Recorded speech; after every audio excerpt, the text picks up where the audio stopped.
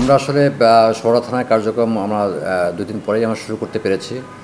আমাদের টোটাল ৮টা থানা ক্ষতিগ্রস্ত হয়েছিল, তার ভিতরে ৩টা থানাকে আমরা একটু শিফট করতে বাধ্য হয়েছি, যেখানে ওখানে ২টা থানাকে আমরা শিফট করতে বাধ্য হয়েছি, যে ওই জায়গায় আমাদের থানা কার্যক্রম চালানো সম্ভব নয়, পাশে নিয়ে গেছে।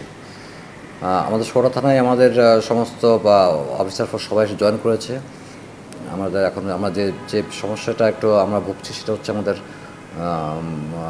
ভেহিকেলের সমস্যা, যে গাড়ি ঘোড়া বেশ কিছু গাড়ি আমাদের পুড়ে গেছে। সেই গাড়িগুলো আমরা ভাড়া করা গাড়িতে আমরা কাজ চালাচ্ছি। একই সঙ্গে আগে যে এরিয়াটা ছিল, যে আমরা যেমন ধরেন টোটাল থানাতে হয়তো 5টা-6টা করে মোবাইল টিম বেরোতো আমাদের, সেই টিমগুলোকে আমরা হয়তো ওটাকে 3টা করেছি, 3টা করে তাদের এরিয়াটাকে বাড়িয়ে দিয়েছি। মানুষজন এখন অনেকটাই স্বস্তিতে রয়েছে। আমার রাত্রেও আমাদের টহল পার্টি বের করছি। একই সঙ্গে যেহেতু এখনও সেনাবাহিনীর সঙ্গে আমরা যৌথ টহল দিচ্ছি, সেহেতু খুব দ্রুতই আমাদের চিটাগাংয়ের পরিস্থিতি দ্রুত উন্নতি হচ্ছে বা আমি বলতে পারি। প্রথমে ধন্যবাদ দিই যে 4 তারিখ এবং 5 তারিখের ঘটনায় আমার চট্টগ্রামবাসীকে আমি অশেষ কৃতজ্ঞতা জানাই, যারা আমার থানাগুলোকে রক্ষা করার জন্য আপ্রাণ চেষ্টা করেছে।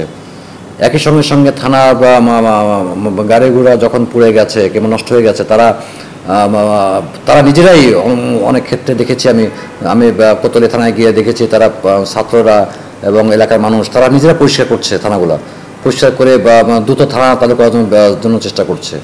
তারা বিভিন্ন জায়গা থেকে যে যেটুকু পারে সেটুকু হেল্প করে আমার থানাগুলো চালানোর বিষয়ে আসলে আমি চট্টগ্রামবাসীর উপর কৃতজ্ঞ। তারা যদি এই সহযোগিতা না করতো তাহলে আমি পারতাম না। আর একই সঙ্গে একটু থাকবে, মানে তাদেরকে একটু বলবো যে এখন কিন্তু এখনও সময় শেষ হয়ে যায়নি।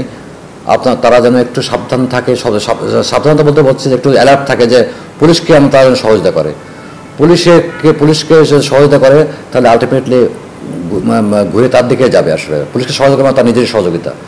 সে পুলিশকে সহযোগিতা কীরকম, তাকে তথ্য দিয়ে সহযোগিতা। কারণ আমি কিন্তু সব জায়গায় দৌড়াতে পারছি না, যে ঠিক আছে এই জায়গাটা ঘটনা করছে আপনারা দ্রুত করেন, সেক্ষেত্রে আমি কিন্তু দ্রুত ওই জায়গাটা করতে পারবো। তো এই তথ্য দিয়ে, এবং কিছু আপনারা জানেন কিছু অস্ত্রধারী কিন্তু আমরা সন্ধান পেয়েছি, আমরা তাদের বিষয়ে যদি কোনো তথ্য পাই তাহলে অবশ্যই যেন দেয়, তা না হলে কিন্তু মানে তাদেরকে দেওয়ার চেষ্টা করছি, তাদেরকে ধরার বিষয়ে তারা সর্বাত্মক সহযোগিতা আমাদের করে।